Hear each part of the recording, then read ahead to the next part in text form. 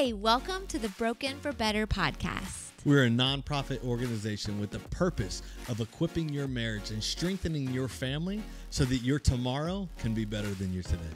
Enjoy the episode. Welcome back. Part 2 of our fight night conversation, talking about fighting fair and, just disagreeing with your partner, how to do it with boundaries and healthy.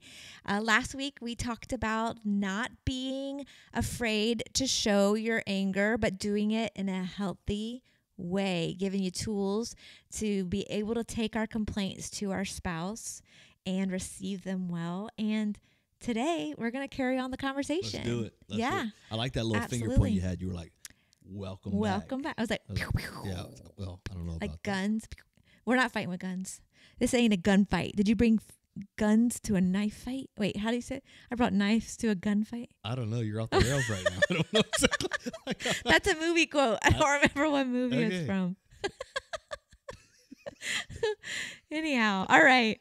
Moving on. Part 2 of Fight Night. Do it. Fight Night.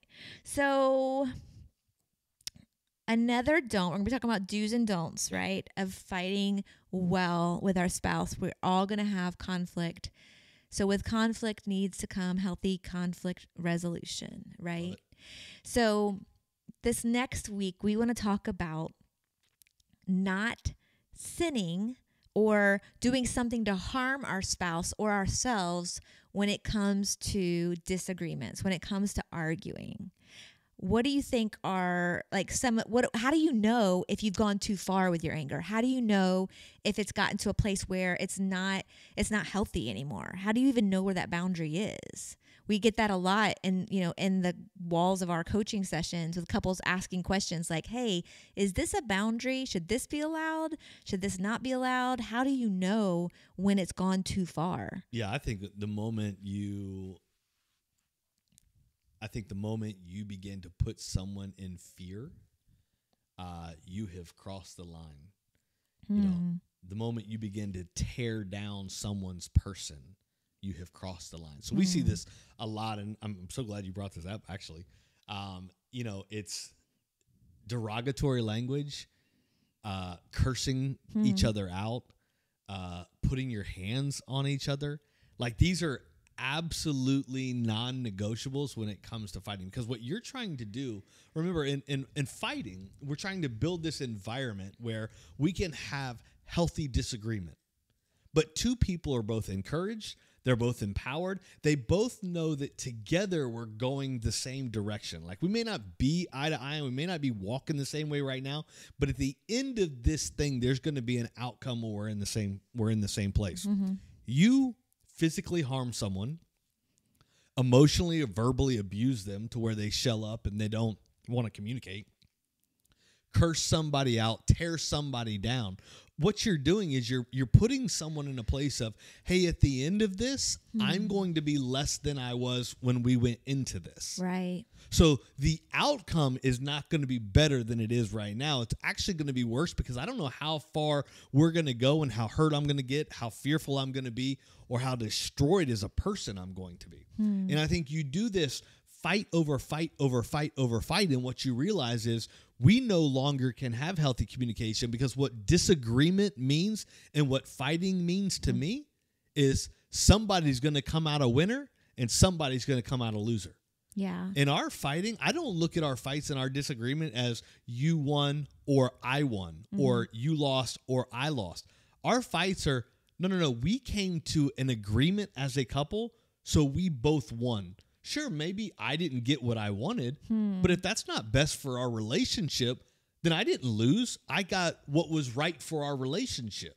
But if I make it personal about, well, if I didn't get what I want, I lost, well, then that's going to tend to lead me to do and say things to fight for my position. Yeah.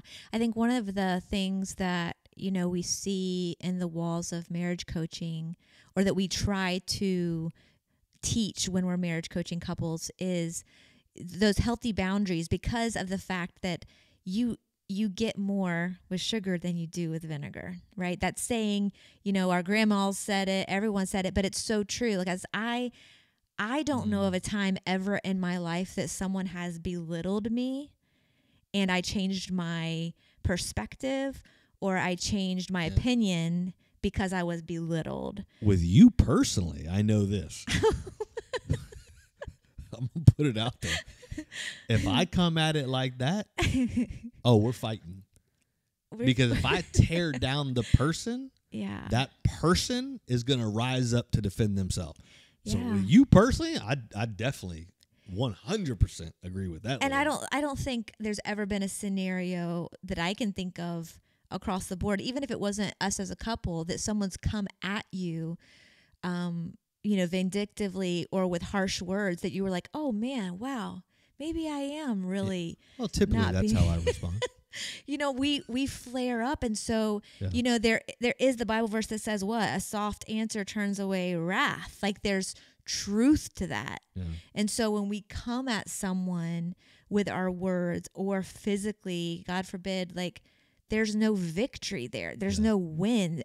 Someone can only lose. Yeah. It's, anytime in arguments and disagreements that you get to a disagreement in an argument to fight for your position to be a win, you're going to be down a long road. Yeah.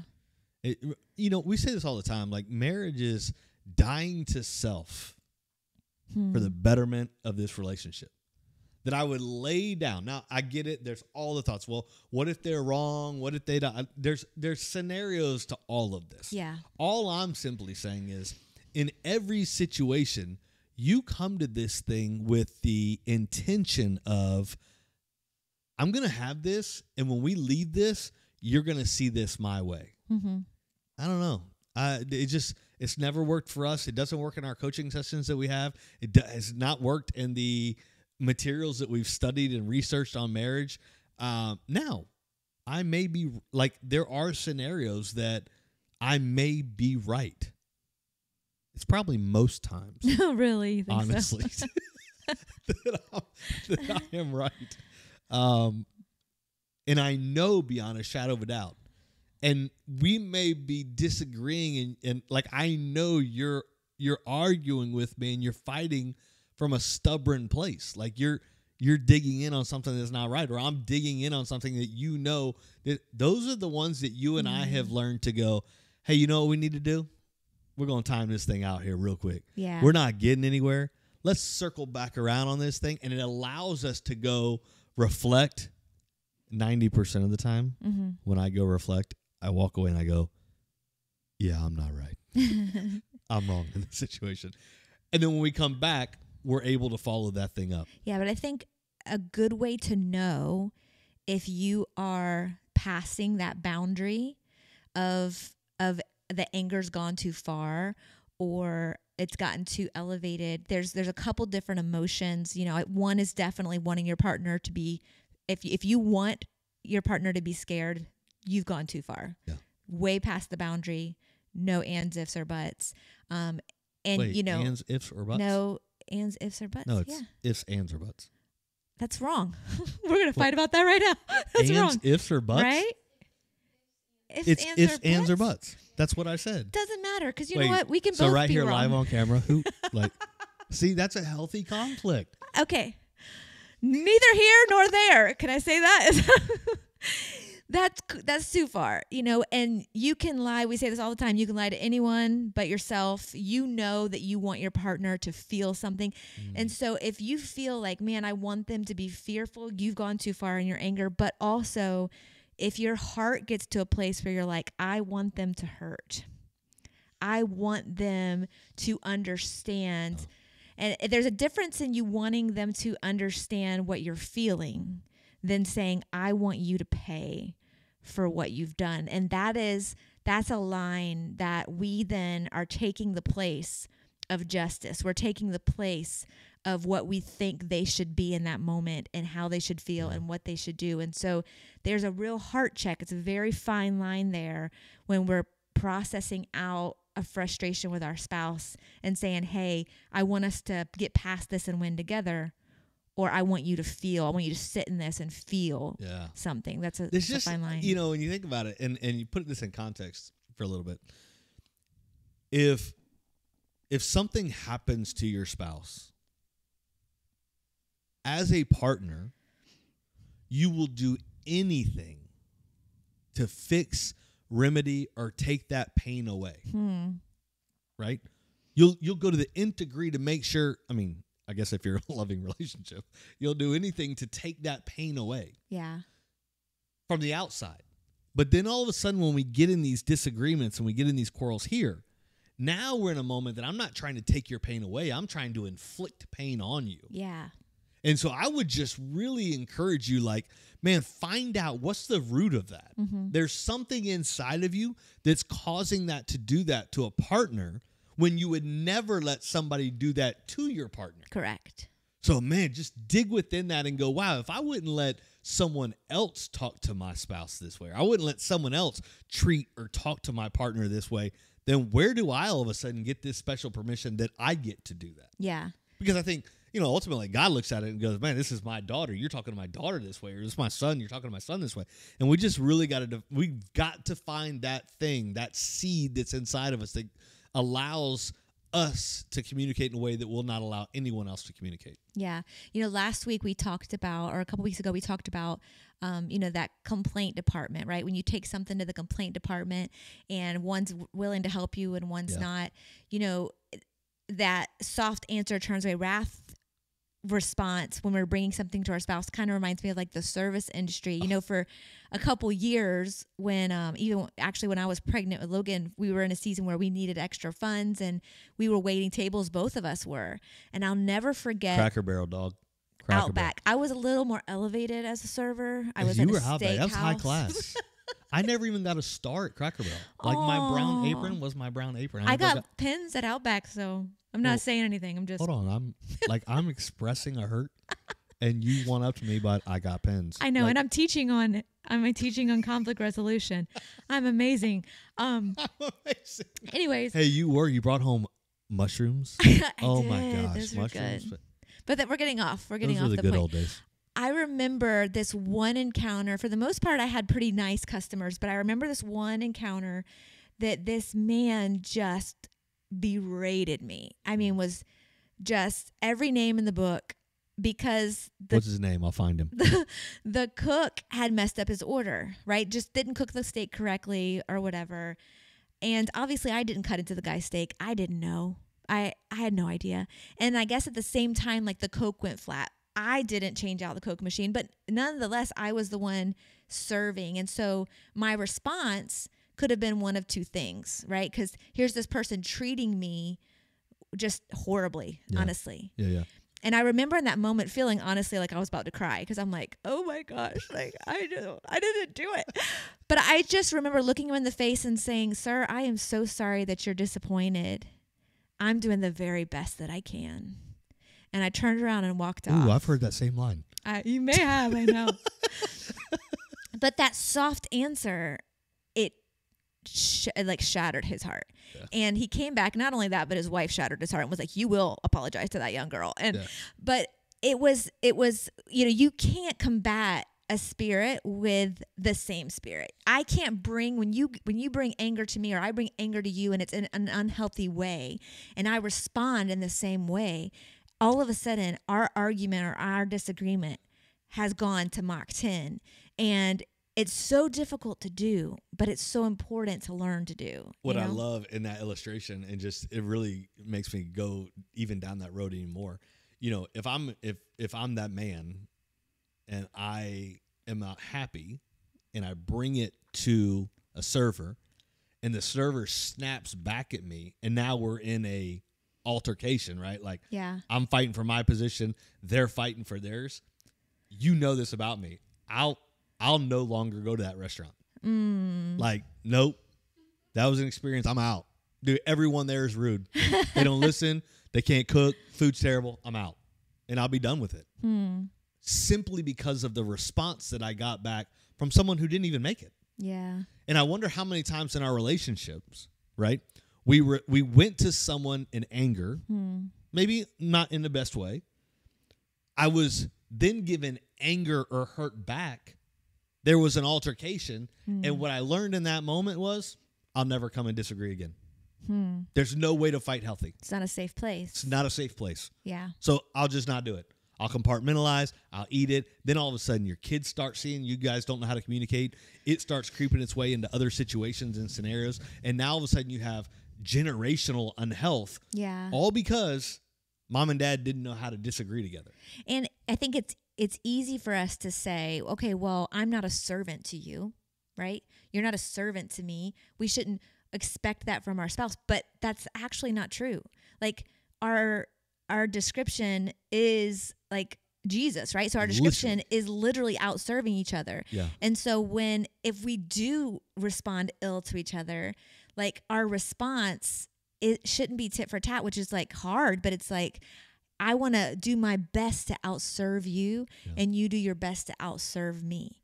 And when we get that in line and we're like trying to outserve each other, it's almost impossible for our anger to get to a level to where it's unhealthy. We'll start that today. I'll let you outserve me today. Just you? I just outserve you? Today will be your day. No, you have to work on serving me. I'll work on serving you. Today is your outserve day. Today's your day, buddy. No, that won't work either, by the way. That won't work either. Hey, can I just give you like a practical tool in this? Yeah. Because I really feel like, what's the takeaway? Okay, Kurt, we don't know how to communicate. Kurt, we're angry. Kurt, we are unhealthy. Kurt, it goes this. Kurt, and I would just really encourage you in this practical tool of working on the field. What up, kid? That's our son. Our son just came home. Welcome, Dylan. Welcome to the podcast. We tell you, welcome to our home. That's right. A hard work day. So I just want to encourage you, like, on this tool to take away, instead of turning to things, a lot of times when we're angry, we rush to things to numb the anger. Yeah. Right? Whatever that may be for you. Sometimes it could be drinking, overeating. It could be shopping, Amazon Prime Day, compartmentalizing, shutting down. It could be all of those things. And I just really would encourage you, try something different. If that's been the MO, that typically when I'm angry, I go do this.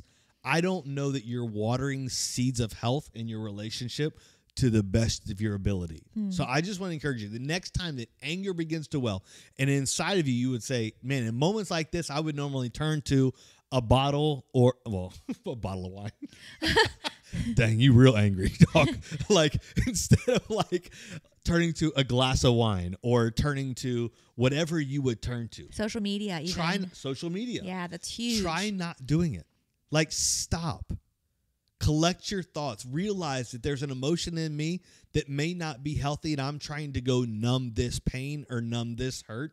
That's not what I want my children doing in their relationship. And so what I'm going to do is I'm going to stop it here. I'm going to settle. I'm going to self-reflect. And then I'm going to follow up, and I want to have a legitimate conversation.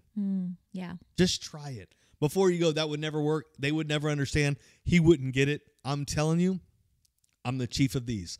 I understand that feeling. My wife lived under a roof of that for many, many years. I promise you, things can change. You just try, be faithful, be steadfast, and watch what can happen when your response or your anger is not full of rage and wrath, but really done in a soft meekness.